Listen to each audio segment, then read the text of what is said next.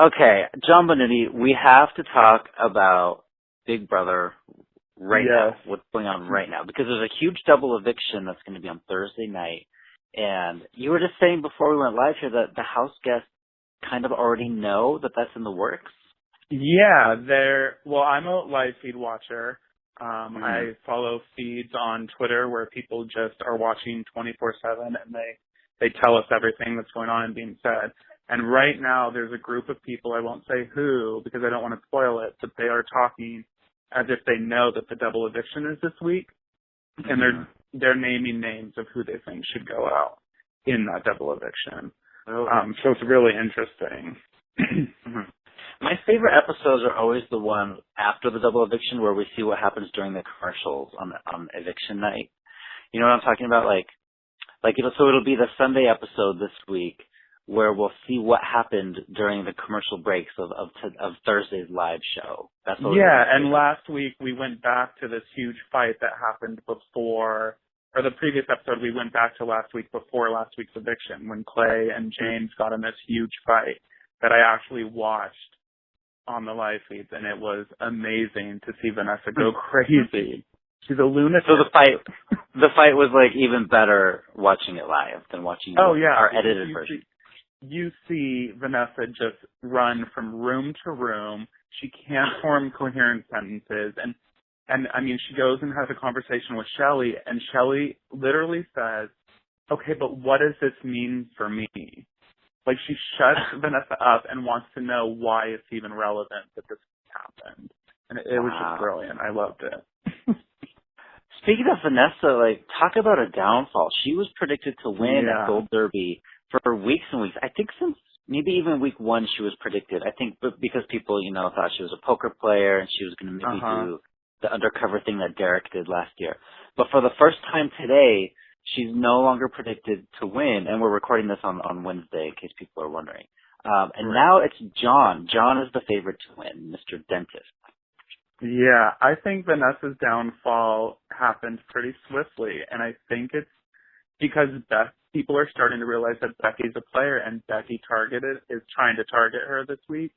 And, I mean, I think that shifted in a lot of people's mind that Becky has really stepped up her game, and if she's coming after Vanessa, it might actually come out, come to fruition.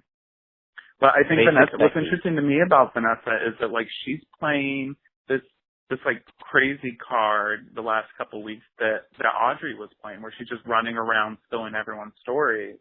And it's interesting to me that the house isn't attacking her in the same way they attacked Audrey. Which I think she has a lot more respect among the other players. Yeah. I kind of blame the destruction of the Sixth Sense on Shelli, and I think we have different opinions on this. But really, when Shelli was up on that wall, I guess 2 weeks ago, she gave up HOH, and that sent Clay home.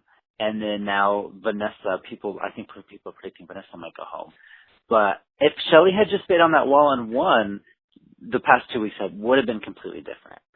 Yeah, but Shelli's logic in not winning that competition was pretty sound. And I forget if what we saw in the episodes showed this, but she told Clay she was angry that no one else in the alliance was stepping up and winning that competition.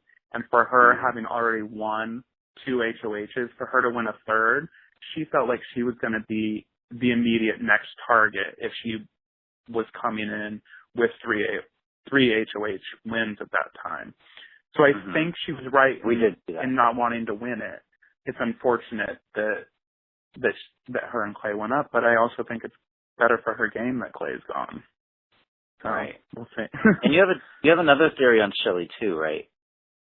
Which is what? One of the best players of all time? I think she's the best player. I wrote a post that I think last week about how she's managed to make every mistake in the game. She's in a showman. She gave up an HOH. She is playing way too hard. All these things, yet she's still there. And she's keeping that alliance together somehow. And I just think that's really impressive. And I don't think she's even seen as a threat anymore. Now that Clay's gone, I mean, the threats are Vanessa, the twins, Austin might be seen as a threat. So she's kind of in the middle area now. Yeah. I mean, Becky has as many HOH wins as her now. I think her threat level has lessened a little bit. Mm-hmm. Let's talk about some of these other people. Like, who's Jackie? Who is Jackie? They barely show her. I don't know. It's so weird. It's this girl that wears like knight armor. Yeah, no, I know who Jackie is. I actually hated her on The Amazing Race, but I'm starting to kind of like her on Big Brother. So I think she's strong, but she's a little under the radar in a lot of ways. Mm-hmm. And she let Vanessa completely take over that HOH week, which sucks. And what about Meg? Meg's one of my favorites, but she's kind of like she's kind of trying to get it on Clay there last week. That was very, very interesting. That was weird. And it was funny to see Julie Chen address it to Clay in front of the live audience. I still don't understand it, why Meg was like that, but I guess she's just flirty when she drinks.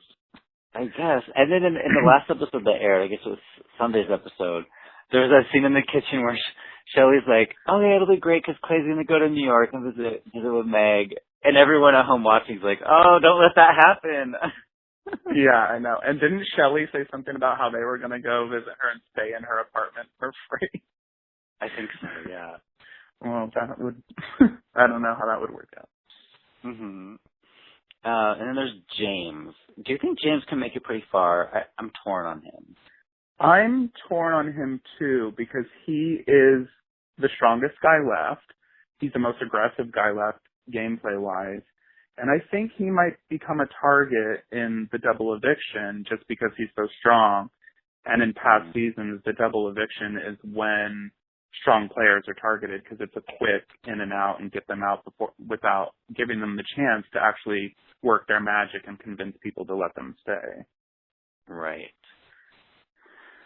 And Steve. Steve, I love. Do you? I don't love Steve. Well, I'm obsessed with his hatred of Becky that came out of nowhere.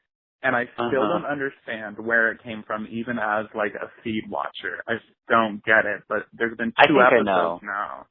Where? You think they're in the feed like there? Yeah, I think he has a crush on her. And I don't know if okay, you do. You're a Survivor fan like I am. Remember Brandon Hand? A couple seasons back, he, like, fell in love with this girl, Michaela, on his tribe. So he ends up making sure she goes home because he doesn't want to act on these feelings. I think it's something similar. Like Steve is pretending to hate her. He had a family and like a wife, so he couldn't. Steve has a wife. Temptation. No, Brandon did. His temptation gone because it was too tempting. Steve, I don't know if I'd buy that, but it would be really interesting. And didn't they show, I think they showed this on the episode, Steve and John talking about if John gets to the jury with Becky, that they should hook up. Yeah, they showed that. Yeah. So he's really working against his own interests if he's into Becky. Right, that's true. That's a good point. And then we have Austin and the twins. I kind of lumped them all together. It's like I kind of love them all together. It's the weirdest thing ever. Julia hates Austin. Austin loves Liz. Liz doesn't care, but then feeds into his affections. And none of them can win challenges. It's the weirdest group of thing ever. They're going to have to step up and win something.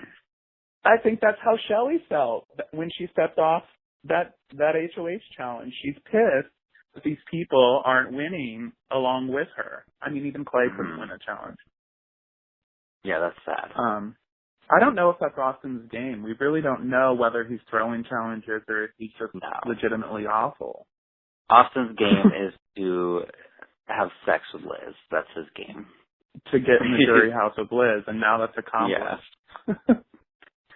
And so the last guy I haven't really mentioned yet, John McGuire. He's the new number one pick at Gold Derby to win the season. That's crazy to me. You think that's crazy? Why? He is playing such a under the radar game that I just don't know. I don't see where users are singling him out as someone who can win. I don't think he has it in him personally. I think he's great television, and I want to see him stick around. I just don't see him as a winner.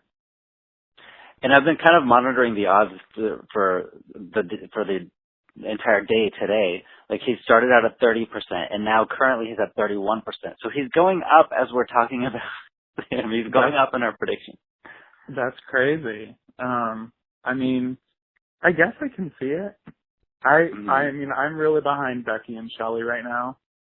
This is a female-dominated season. There's only 4 guys left, none of whom really win HOH challenges. Oh, well, James did. I don't know. I really see it as a female season. It's about time, too, because a woman hasn't won since Rachel, right? Rachel Riley, I think. Yeah, that sounds right. And a lot of people think that the producers threw her that one. Interesting. But well, overall, is this season a good one or a bad one? I think it's a great one. We're kind of at the middle point of the season, and for me, that's when it kind of dies down, action-wise a little bit. But I think this one has maintained the gameplay level, and there's, unlike last season, there's not clear front runners that are manipulating the entire house. People are switching. People are telling all the gossip to everyone, and alliances switch day to day. And I think that's really exciting as a viewer. I gotta say, I don't agree with you that this is a great season. If Really? Devon and Audrey were still in it, I would agree with you, because they were creating all that drama, and I missed that drama. You know what's interesting about that, though, is that the house was united against both of them to vote them out, and especially Audrey. I mean, everyone wanted Audrey out for a long time. And for me, that type of sentiment makes the season boring, because there's not enough division in the ranks among the rest of the house. So as soon as they get out the obvious people that everyone wants out, that's when it gets interesting to me. And I think this season got to that point quicker than other seasons have. You know what I mean? Right. But I do love Devon and Audrey. Yeah, I miss them.